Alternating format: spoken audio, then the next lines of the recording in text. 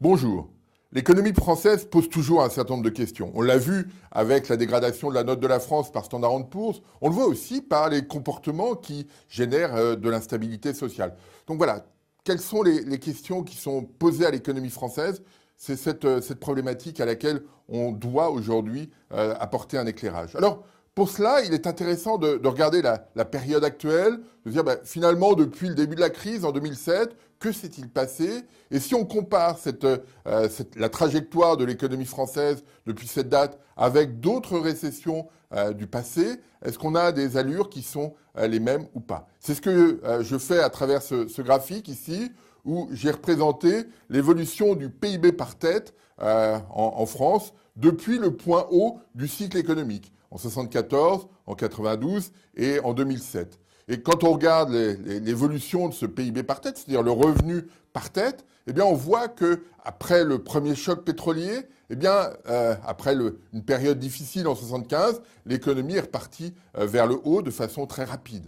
Quand on regarde au moment de la deuxième récession que j'ai pris en compte, au moment de la crise du système monétaire européen en 92, eh bien, on a aussi en 93 une situation difficile, mais très rapidement, le PIB par tête, le revenu par tête remonte très vite. Et on voit bien l'allure très, très robuste qu'il y a eu après la récession qui finalement a été assez courte. Cela a permis d'améliorer les rentrées fiscales. Dès que vous avez une dynamique de croissance plus robuste, eh bien, les rentrées fiscales augmentent et finalement, les questions budgétaires s'estompent quand vous avez cet avantage de voir la croissance progresser. Alors, sur cette période, quand on regarde l'économie française, le sentiment qu'on peut avoir est que, globalement, on oscille autour d'une croissance moyenne voisine de 2%. C'est-à-dire que systématiquement, on revient autour de 2% pour l'économie française. Et donc, quand on a un choc, on gère par le biais de politiques conjoncturelles. On ajuste un peu les dépenses, on ajuste un petit peu les recettes. Et finalement, l'économie française retrouve très rapidement la croissance de 2%. Aujourd'hui, la situation est différente. Quand on regarde, si on reprend notre graphique, on démarre de 2007 et on voit que, bien, on ne revient jamais, pour l'instant, au niveau qui était celui observé par l'économie française en 2007. C'est ça la problématique qui est posée. Alors, j'ai pris ici le PIB par tête. Si on prend le PIB, l'ensemble de l'activité, on est revenu au niveau de 2007. Mais il est plus intéressant de regarder le revenu par tête. Ce qu'on perçoit, nous, chacun de notre côté, eh bien, ce revenu par tête est toujours en dessous du niveau qu'il y avait en 2007. Et c'est ça la problématique à laquelle on est confronté. C'est-à-dire que contrairement à ce qu'on avait dans les récessions précédentes, on ne revient pas sur la croissance à 2%. Le retour à 2% ne fonctionne pas. Et derrière se pose une autre question. Quand vous n'avez pas de croissance aussi robuste que par le passé, eh bien, les rentrées fiscales n'accélère pas. Vous ne pouvez pas imaginer qu'avec une croissance aussi réduite, les rentrées fiscales puissent s'accélérer, sauf à multiplier les impôts. C'est ce qui s'est passé depuis 2008. On a multiplié le nombre d'impôts pour essayer de tenir le budget, mais on voit bien que tant qu'il n'y a pas de croissance, cette question-là est une question un peu vide de sens. Et c'est cette problématique qui a été posée par Standard & Poor's, qui dit est-ce que finalement les politiques conjoncturelles qui fonctionnaient très bien par le passé, est-ce que ces politiques conjoncturelles fonctionnent encore aujourd'hui? Est-ce que est-ce que les simples ajustements de dépenses, de recettes permettront à l'économie française de retrouver une allure plus robuste? Et là-dessus, Standard & Poor's est un peu sceptique et on peut s'interroger effectivement sur cette question quand on regarde ces courbes. Voilà, c'est cette problématique à laquelle on est confronté.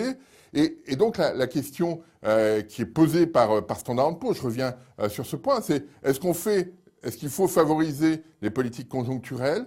C'est ce qu'ont fait les gouvernements depuis 2008, depuis le début de la crise, de se dire finalement, en jouant sur les leviers, on pourra retrouver une allure de croissance normale, mais on voit que pour l'instant, ça fonctionne mal. Ou est-ce qu'il faut essayer d'adapter l'économie française à un environnement un peu différent, voire très différent de ce qu'il était avant la crise. On voit bien que l'économie globale a changé, on voit bien que même au sein de la zone euro, la situation concurrentielle évolue. On le voit notamment avec l'Espagne qui devient un pays très concurrentiel. Comment réagir par rapport à cela? Donc c'est cette problématique-là à laquelle on est confronté aujourd'hui. Alors, bien sûr qu'il faudra probablement adapter l'économie française à ce nouvel environnement et faire ce qu'on appelle des réformes structurelles, c'est-à-dire adapter l'économie française à cet environnement. Alors, la vraie question, c'est comment on fait pour retrouver de la croissance, comment on fait pour